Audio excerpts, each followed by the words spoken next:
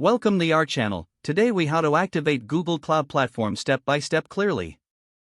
Open your web browser. Navigate to the Google Cloud Platform website. Click on the Get Started for Free button.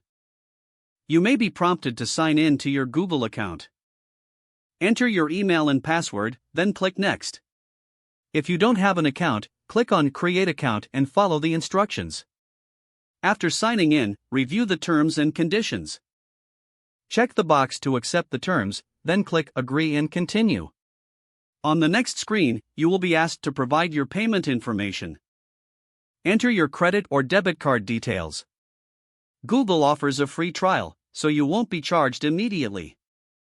Once your payment details are entered, click Start My Free Trial. You may need to verify your phone number for security purposes. Enter your phone number and follow the prompts to receive a verification code.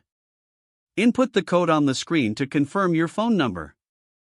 After verification, you will be directed to the Google Cloud Console.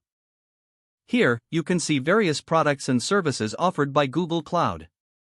To activate specific services, click on Select a Project in the top menu. If prompted, click on Create Project to set up a new project. Name your project and select an organization if applicable. After naming your project, click Create. Your project will now be activated on Google Cloud Platform. You can explore various resources and services from the dashboard. To begin using a specific service, click on the service you wish to activate. Follow any additional setup instructions specific to that service. Once completed, you're now ready to use Google Cloud Platform.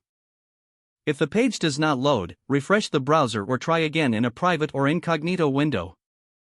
Make sure you are using the correct email address, then retype it carefully to avoid small typos. If your password is not accepted, use the reset option and create a new strong password you can remember. Check your spam folder for verification or security emails, then complete any requested confirmation steps. Enable two-factor authentication if available to improve account security and reduce unauthorized access risk. After signing in, review your profile details so your contact information and settings are accurate and current. Don't forget to like this video and subscribe to our channel for more step-by-step tech guides.